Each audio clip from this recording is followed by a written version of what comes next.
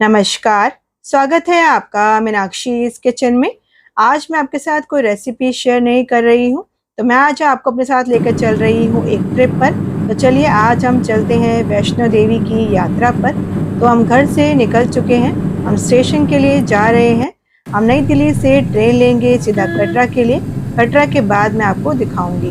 तो ये देखिए नई दिल्ली का ये रास्ता है, हम गाड़ी में बैठे हुए हैं।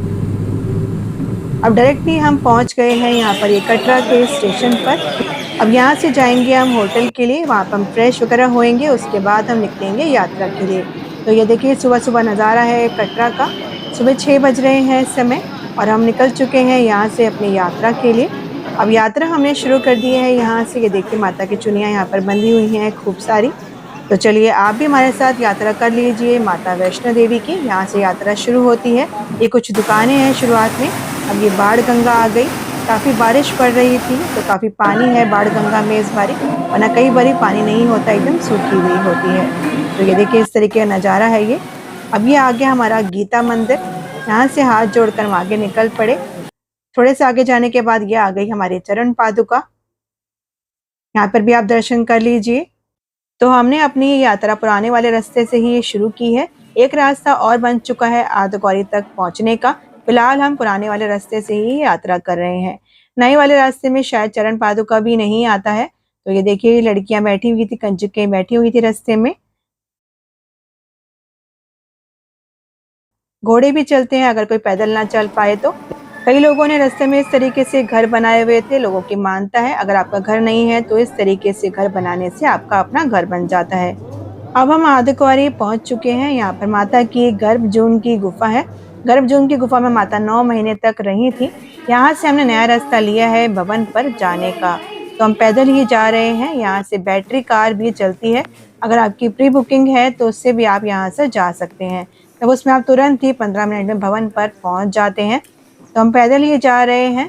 भवन पर पहुँच मैं आपको दिखाती हूँ वहाँ का क्या नज़ारा है। तो ये देखिए बीच में रुक के हमने यहाँ पर कुछ कैप्चर किया है। काफ़ी ऊपर आ चुके हैं हम और भवन पर हम पहुंचने ही वाले हैं। ये देखिए कितना नीचे है कटरा और काफ़ी ऊपर तक हम आ चुके हैं। यहाँ से कुछ ही दूर पर है माता का भवन। माता के भवन में फ़ोन या फिर कैमरा लेके जाना बिल्कुल भी अलाउड नहीं है, तो आप दूर से ही दर्शन कर लीजिए। माता के दर्शन करने के बाद हम आ गए हैं रोपवे के लिए। रोपवे से हम जाएंगे भैरव बाबा के दर्शन के लिए। रोपवे से आप 8 से 10 मिनट में ही पहुंच जाते हैं भैरव बाबा के मंदिर में। आप चाहें तो पैदल भी यात्रा कर सकते हैं, पर फिलहाल हमने यहाँ पर रोपवे लिया था। अब हम ऊपर जा रहे हैं मंदिर में दर्शन करने के लिए। सीढ़ियाँ भी हैं, आप सीढ़ियों से भी जा सकते हैं, चाहे तो आप पैदल भी जा सकते हैं। तो चलिए चलते हैं हम दर्शन करने के लिए। टिकट लेने के बाद आपको 2 घंटे के अंदर जाना भी होता है और आना भी होता है। दर्शन हमने कर लिया, अब हम वापस आ रहे हैं। ये देखिए रास्ता है जहाँ से लोग चढ़ाई करके ऊपर की तरफ जा रहे थे। रास्ते में समय नहीं लगता है, ना ही दर्शन करने के समय लगता है, पर जो रोपवे की लाइन होती है उसमें काफ़ी समय लग जाता है। तो तुरंत ही आपको जाना भी होता है और तुरंत ही वापस भी आना होता है दर्शन करके। आप वहाँ पे रुक नहीं सकते। काफ़ी लंबी लाइन थी इस बार, तो लाइन में ही हमें 1 घंटा लग गया था। अब दर्शन करने के बाद हम रात में ही ऊपर रुक गए थे भवन पे। ये रात का नज़ारा है भवन का। काफ़ी अच्छी लाइटिंग यहाँ पर हो रही थी और लाइट्स का कलर भी बार-बार अपने आप ही चेंज होता रहता है, तो देखने में ये बहुत ही खूबसूरत लगता है। आप भवन पर ऊपर रुक सकते हैं, पर आपकी प्री बुकिंग होनी चाहिए या फिर रूम की या फिर डॉर्मेट्री बेड भी आप वहाँ पर ले सकते हैं रात में रुकने के लिए। तो हमने डॉर्मेट्री बेड लिए थे यहाँ पर रुकने के लिए और रात में हम यहाँ पर ही रुक गए थे। सुबह होते ही हम निकल गए थे वहाँ से वापसी के लिए। तो चलिए एक बार ये दर्शन और कर लीजिए सुबह-सुबह माता के भवन के। अब हम वापसी के लिए निकल रहे हैं। काफ़ी बारिश हो रही थी वापसी में यहाँ पर और नज़ारा कुछ इस तरीके का हो रहा था। मौसम काफ़ी ख़राब हो रहा था, आगे भी आप देखिएगा।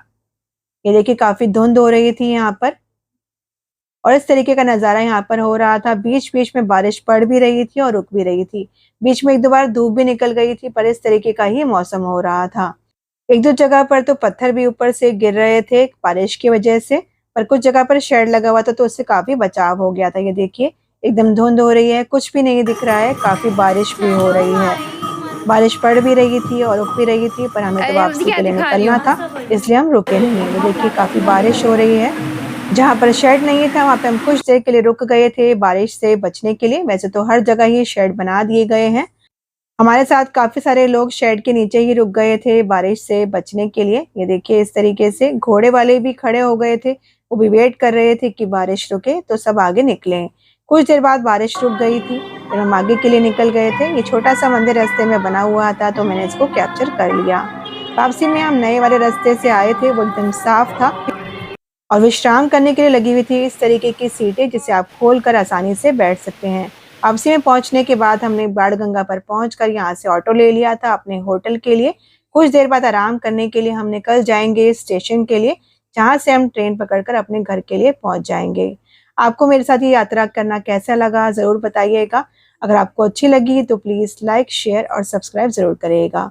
तो चलिए मिलते हैं अगली वीडियो में, तब तक के लिए बाय।